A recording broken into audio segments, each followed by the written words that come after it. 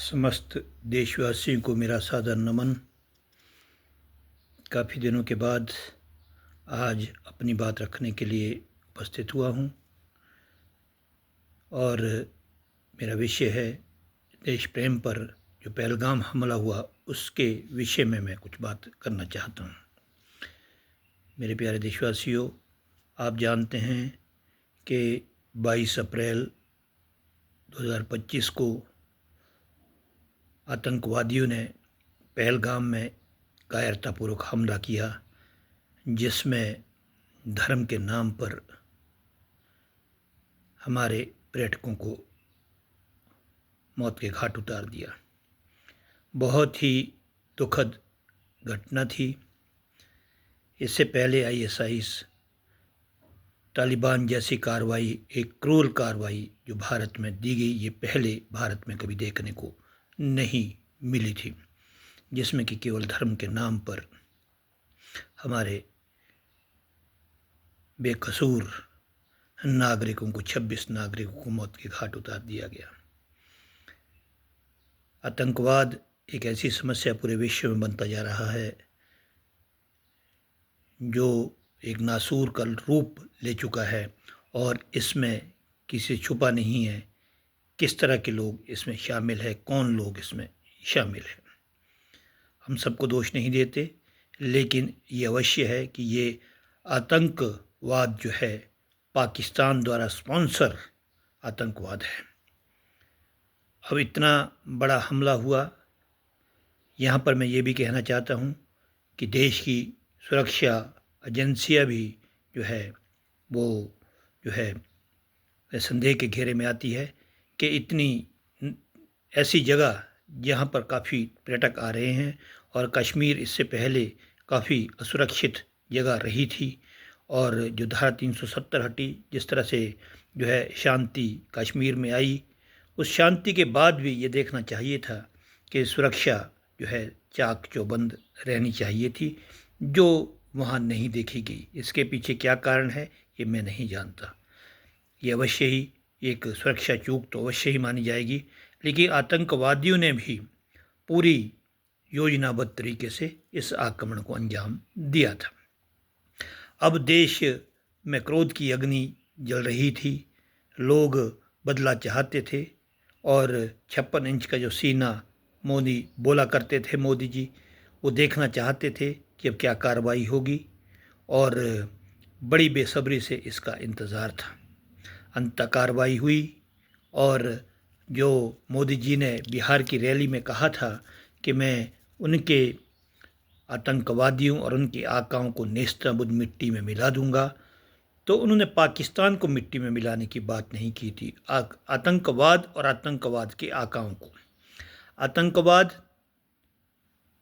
जो आतंकवादी थे और जो उनको पाकिस्तान के अंदर स्पॉन्सर, जो पाकिस्तान के अंदर जितने भी बड़े बड़े लोग हैं जो आतंकवादी के सरगना है, सेना है, उनके लिए ये मैसेज था। तो उनके जो 9 अड्डे थे उनको तहस नहस कर दिया गया। ये अवश्य ही एक अच्छी खबर थी कि POK में और पाकिस्तान के अंदर घुसकर उनके अड्डों को मिट्टी में मिला दिया गया, और 100 से ज़्यादा आतंकवादी और उनके सरगना मारे गए। ये बहुत अच्छी खबर थी, और अब बदला यहीं ख़त्म नहीं होना था, क्योंकि पाकिस्तान ने भी रिएक्ट इसका करना था, रिटेट करना था, और पाकिस्तान ने भी भारत पर मिसाइलें दागी। लेकिन हम बहुत सौभाग्यशाली है कि हमारे पास अच्छी सेना है, कुशल इक्विपमेंट जितने भी थे, सेना के उपकरण थे, S-400 जो हमने रूस से हाल ही में लिया था, राफेल जो हमने फ्रांस से लिए थे, और अपनी ब्रह्मोस मिसाइलें उनका बखूबी हमारी सेनाओं ने प्रयोग किया। और आपने देखा होगा कि S-400 की मदद से कोई भी जो है हमारे देसी जो सिस्टम था उसने भी काम किया था, और उसकी सहायता से कोई भी मिसाइल हमारी धरती पर अटैक नहीं कर पाई। ये अवश्य है कि सीमाओं के लगे कश्मीर के क्षेत्रों में, पंजाब के क्षेत्रों में काफ़ी गोलाबारी की और काफ़ी लोग भी मारे गए हमारे, लेकिन हमने पाकिस्तान में घुसकर काफ़ी अटैक किए, हमारी मिसाइलें कारगर निशाना हमने लगाया, और पाकिस्तान के बहुत सारे सैन्य ठिकानों पर हमले किए गए जो कि कुशलतापूर्वक किए गए। कोई भी हमारा नुकसान नहीं हुआ और अंततः एक प्रकार से हमारी इसमें विजय हुई है। अब हमारा जो सबसे बड़ा मकसद था वो आतंकवाद को जड़ से उखाड़ना था। अब जड़ से उखाड़ने के लिए तो एक बहुत लंबा समय लगेगा, ये अवश्य है, लेकिन ये जो ऑपरेशन सिंदूर जो किया गया, इस ऑपरेशन सिंदूर ने भारत की शक्ति को विश्व के सामने साबित कर दिया। यहाँ मैं एक बात कहना चाहता हूँ कि देश के लिए सबसे पहली ज़रूरत है देश के आंतरिक रूप से देश का तैयार होना। देश तब ताकतवर होगा जब हम अस्त्र शस्त्र से हमारी सेनाएं लैस होगी, हमारे पास ताकत होगी। ताकत से ही दूसरे देश को हम जो है अपने साथ में संबंध बनाने में कामयाब होंगे। और अगर हमारे पास ये, और मैं आग्रह भी करूंगा किसी भी सरकार से जो भी आए उनसे मैं ये आग्रह करूंगा कि आप सैन्य रूप से देश को मजबूत बनाएं, क्योंकि अर्थव्यवस्था या जो विकास है तब तक सुरक्षित रहता है जब तक हमारी सेनाएं ताकतवर रहती है। कोई भी दुश्मन हमारे ठिकानों पर आक्रमण करने में सक्षम नहीं होता। तो मैं बधाई देना चाहता हूँ अपनी सेनाओं को। यहाँ पर हमारी 2 महिलाएं सोफिया कुरैशी और व्योमिका सिंह जी ने बहुत महत्वपूर्ण भूमिका निभाई है, जैसा कि ऑपरेशन सिंदूर से ही था। और इसके स्पोक्समैन के रूप में भी भारतीय नारी शक्ति ने अपनी पहचान बनाई है। हम नारी शक्ति का सम्मान करते हैं, हमारी नारी शक्ति को बहुत बहुत बधाई देते हैं। और जिस तरह का उनने अपना कार्य किया है उसके लिए हम देश को सलाम करते हैं, देश की नारी शक्ति को सलाम करते हैं, देश की सेनाओं को सलाम करते हैं। और हमारे जो मोदी जी का योगदान है, मोदी जी ने निश्चित तौर पर अपने 10 साल के जो 11 साल के कार्यकाल में देश को ताकतवर बनाने में कोई कसर नहीं छोड़ी है। मोदी जी इसके लिए बधाई के पात्र हैं, क्योंकि इन्होंने जितने भी सौदे किए, जो भी रोड़ा इस पर अड़ाया गया, जितने भी लोग इस पर चिटाकशी करते थे कि ये ठीक नहीं है, राफेल ठीक नहीं है, S-400 ठीक नहीं है लेना, लेकिन वो साबित कर दिया कि हम जो है किसी के आगे झुकेंगे नहीं। हमारे देश सर्वोपरि है, देश ताकतवर है तो हम ताकतवर हैं। इसीलिए मोदी जी बधाई के पात्र है, इसमें कोई शक नहीं है। आने वाले जो भी नेता होंगे उनको भी यही करना होगा।